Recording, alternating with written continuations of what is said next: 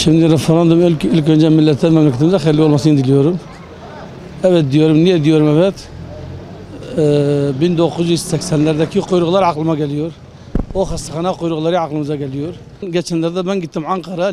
Ankara'nın Çankaya en lüks hastanesinde anji oldum. Kimliğimle girdim, kimliğimle çıktım.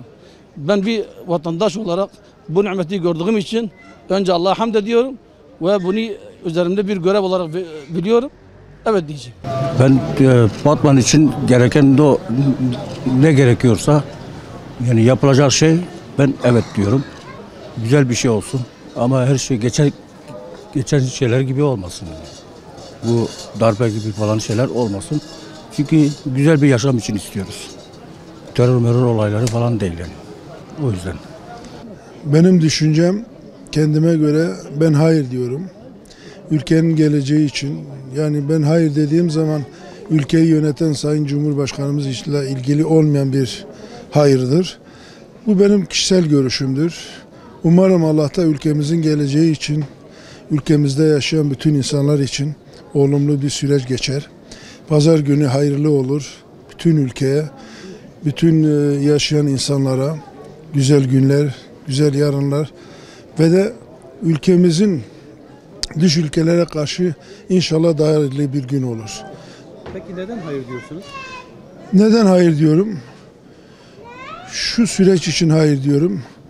Ülkede bazı yaşantılar oluyor. Abime söyleyeyim ki tek insanın ülkeyi yönetmesinde insanların kafasında kuşkular yaratıyor.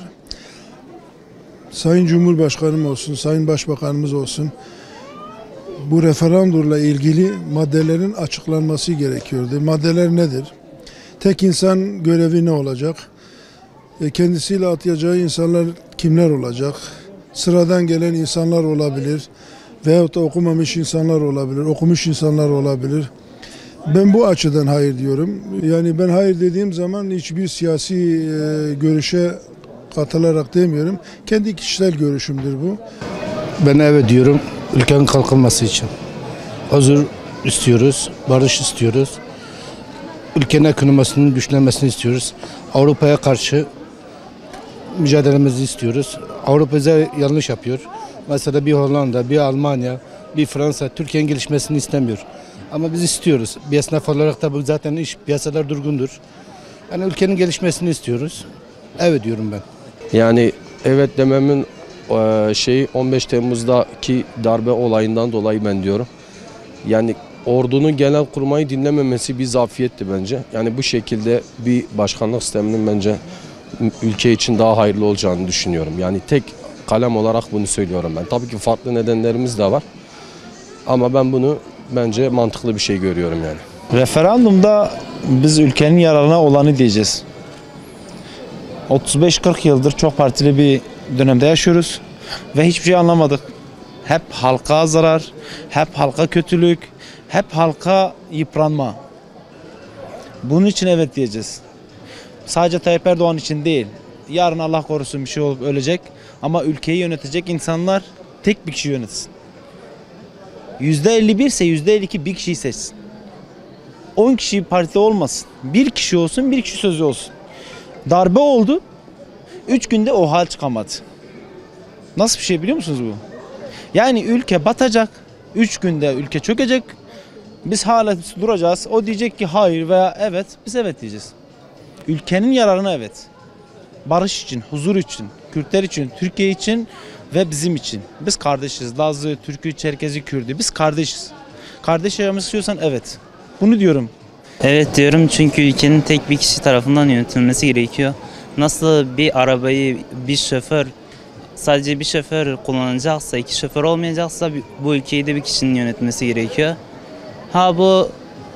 Bunu örneği yaygınlaştırabiliriz. Nasıl bir okulun 2 müdürü olmayacaksa, nasıl bir otobüs terminalinde otobüs kullanan bir şoförlerin 2 kişi olmayacağını söyleyebilirsek bu ülkeyi de 2 kişinin yönetemeyeceğini de söyleyebiliriz.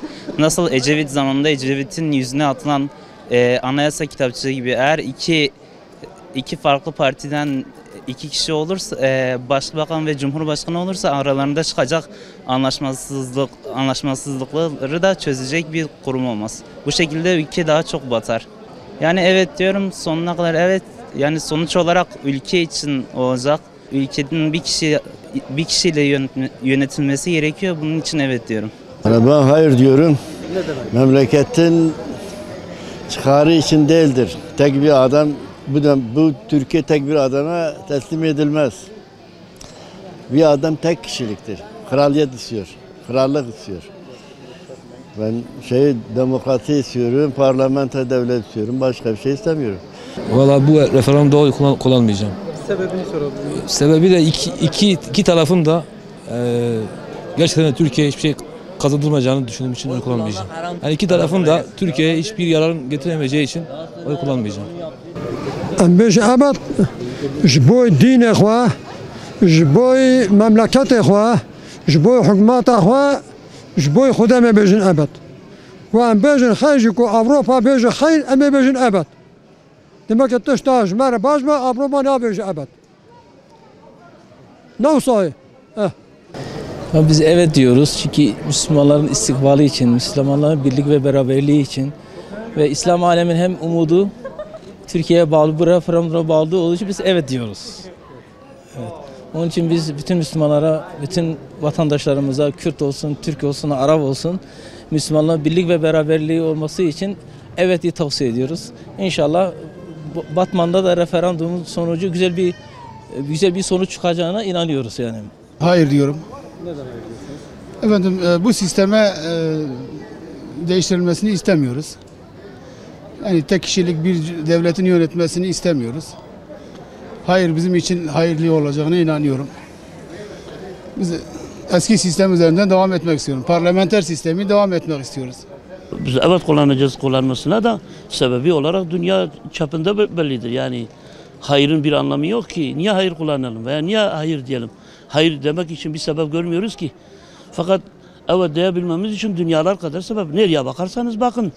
Yani böyle ben vermiyorum demek tam başka, yoksa her taraf nereye bakarsak sebep evettir. Bizim onun için evet diyoruz.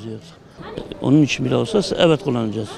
Geleceğimiz için veya huzur için, bu adamların ayrıcalığı için, bu adamlarla öbürkülerini kıyasladığımızda kim evet diyor, kim hayır diyor. Bu belli zaten. Onun için evet. Ya evet o kadar. Ama biz buna hatırda. Sebebini biz biliyoruz. Artık sebebi çok geniştir ha.